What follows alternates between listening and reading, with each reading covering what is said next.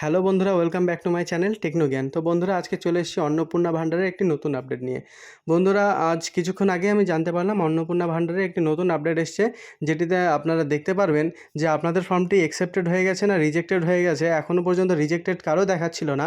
তো আপনারা যারা যারা অ্যাপ্লাই করেছেন আপনারা জানেন, আগে প্রথমে দেখাচ্ছিল অ্যাপ্লিকেশন সাবমিট হওয়ার পরে আপনারা যখন অ্যাপ্লিকেশনের আপনাদের ফর্মটি ডাউনলোড করছিলেন, ডাউনলোড করার পরে ফর্মের উপরে অ্যাপ্লিকেশন স্ট্যাটাস ওখানে সাবমিটেড বা ইনকোয়ারি প্রসেস এরকম দেখাচ্ছিল।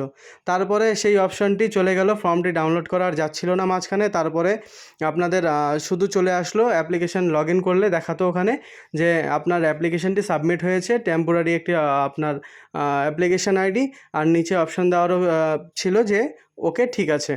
তো তারপরে সেটা এই গত 1 তারিখে পেমেন্ট দেওয়ার পরে অনেকেই টাকা পাননি, অন্নপূর্ণা যোজনার অনেকেই টাকা আপনারা পাননি।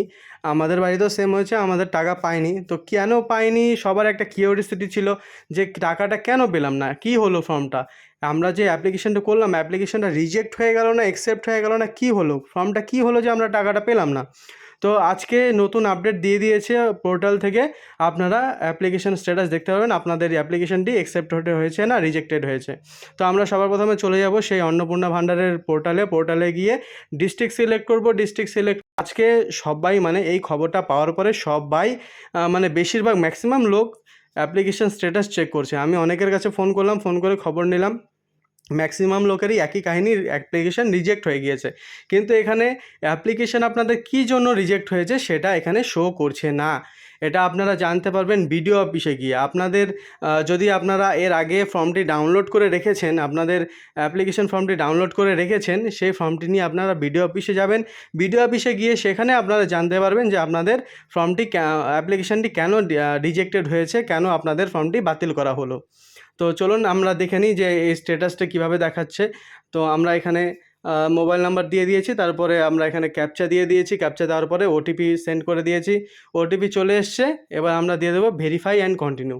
ভেরিফাই অ্যান্ড কন্টিনিউ করার পরে আমাদের কাছে চলে আসবে সেই পেজটি, যেই পেজে লেখা আছে যে আপনার ফর্ম, আপনার অ্যাপ্লিকেশন অ্যাকসেপ্টেড হয়েছে না রিজেক্টেড হয়েছে। একটু টাইম লাগছে আজকে, যেহেতু অনেকেই চেক করছেন বর্তমানে, এই জন্য খুব একটা মানে একটু বেশি টাইম লাগছে। ওয়াইফাই কানেক্টেড আছে আমার, তারপরেও দেখুন এখানে আমার এখনই অ্যাপ্লিকেশন স্ট্যাটাসটি চলে আসলো। এখানে আমার অ্যাপ্লিকেশন স্ট্যাটাস দেখুন, হেড অফ দ্য ফ্যামিলি, নিচে মেম্বার নেম, যার জন্য অন্নপূর্ণা ভান্ডার অন্নপূর্ণা যোজনাতে অ্যাপ্লিকেশন করা হয়েছিল, অ্যাপ্লিকেশন, এখানে স্ট্যাটাস দেখাচ্ছে রিজেক্টেড।